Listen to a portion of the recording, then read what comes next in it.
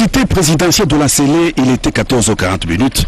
Ce mardi 14 avril 2020, les deux présidents de l'Assemblée nationale, Janine Mabunda, et du Sénat, Alexis Tambwe Mamba, sont arrivés tour à tour et ils ont été accueillis et installés par le protocole du chef de l'État. Le président de la République, Félix Antoine Tshisekedi Tshilombo, a reçu les responsables de deux chambres du Parlement pour un entretien d'1h40 dans le cadre de ces échanges avec les chefs des institutions du pays.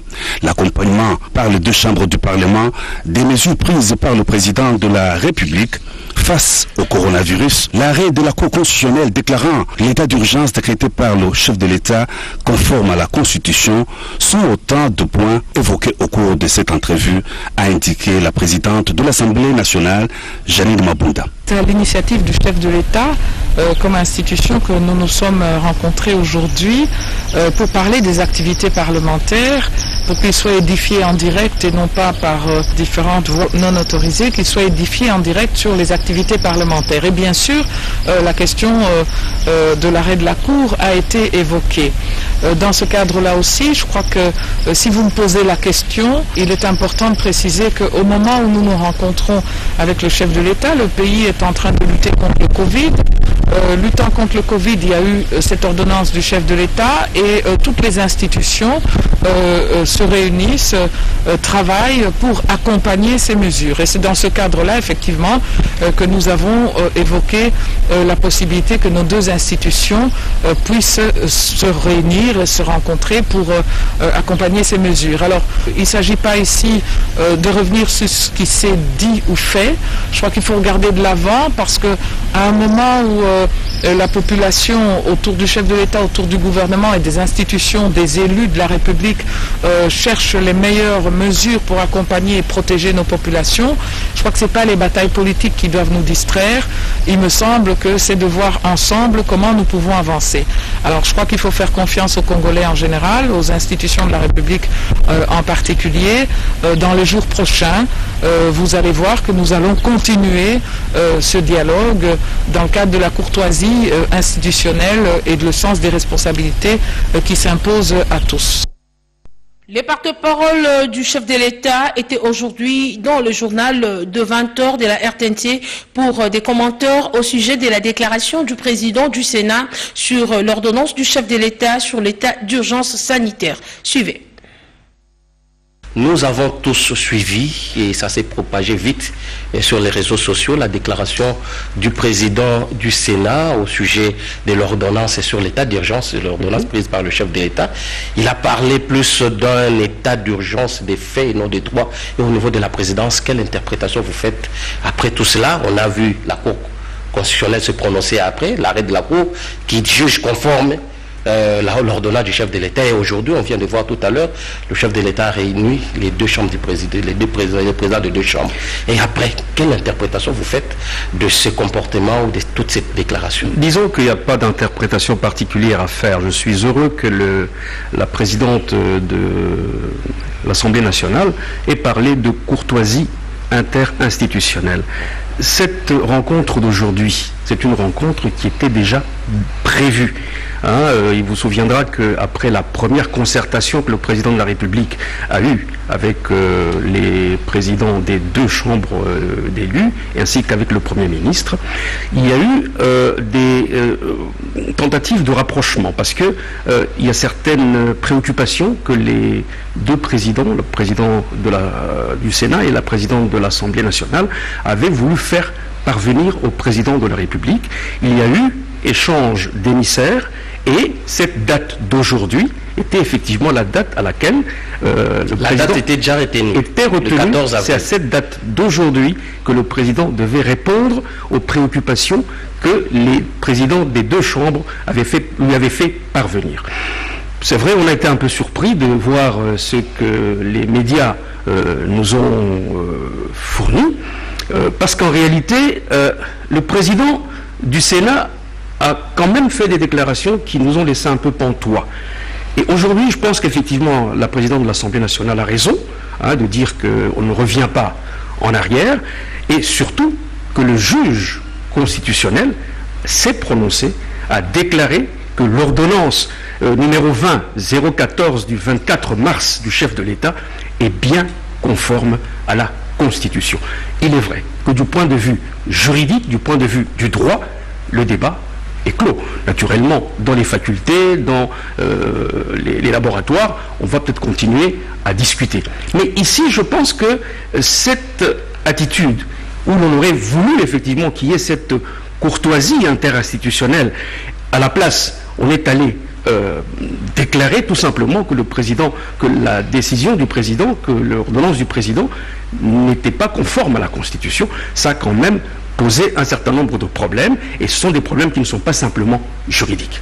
Et est-ce qu'il y aura des conséquences sur le plan juridique ou politique de cette précipitation du président du Sénat dans sa déclaration? Oui, il faut déjà saluer qu'il y ait eu cette rencontre aujourd'hui, parce que ça a permis certainement de clarifier un certain nombre de choses, parce que lorsque cette déclaration a été faite, vous savez ce que la toile a véhiculé autour de cette prise de position du président du Sénat, eh bien, les personnalités, la population commençait à se poser des questions sur, effectivement, la constitutionnalité de l'ordonnance du chef de l'État. La Cour s'est prononcée, mais je pense que c'est aussi ici l'occasion de demander que, quand on est à la tête d'une grande institution, on puisse poser des actes de façon réfléchie et surtout de façon responsable. Parce que, qu'est-ce qu'à dire que l'ordonnance du président est inconstitutionnelle? Donc, si cet arrêt de la Cour avait dit que l'ordonnance était véritablement inconstitutionnelle, quelles auraient été les conséquences? Mais puisqu'aujourd'hui, l'arrêt de la Cour conforte la position du chef de l'État, c'est quelqu'un qui respecte, qui est le garant des institutions, qui respecte les lois de la République, maintenant on se pose la question, ce qui a été déclaré doit quand même aussi porter à conséquence. Doit porter à conséquence, parce que s'il y avait eu...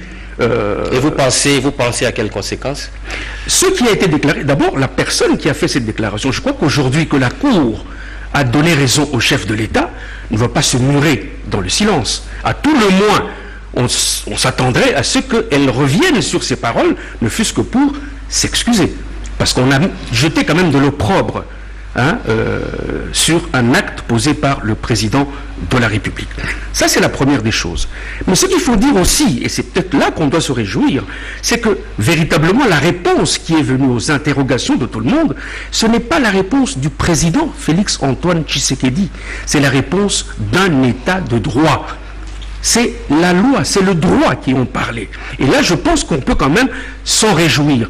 Si nous étions précipités pour contrer, on allait dire, voilà, il dégaine, etc. Il ne s'agit pas ici d'aller déterrer une guerre entre les institutions. Au contraire, le président est le garant du bon fonctionnement des institutions. Et donc, je suis vraiment heureux qu'aujourd'hui, cette rencontre ait pu avoir lieu. Maintenant, il faudrait quand même aussi que nous puissions faire attention. Chacun est libre d'exprimer son opinion. Mais oui, il a parlé en tant que citoyen congolais ou bien il a parlé en tant que président du Sénat. Oui, mais il faudrait quand même faire attention parce qu'il ne faudrait pas que l'opinion personnelle du président du Sénat puisse être considérée comme étant la position de l'ensemble de l'institution. Ça, je pense que ce sont des choses qu'il faudrait, sur lesquelles, je ne sais pas quel mécanisme faire pour qu'on commence à éclaircir l'opinion, à éclairer la lanterne des gens. Moi, je pense également que dans l'arrêt qui a été rendu par la Cour a rappelé une chose fondamentale. C'est la Cour constitutionnelle qui est le juge des actes du président de la République. Mais au lieu d'attendre que cette Cour, qui avait déjà été saisie depuis le 9 avril 2020... Justement, on se pose la question, qui a saisi la Cour?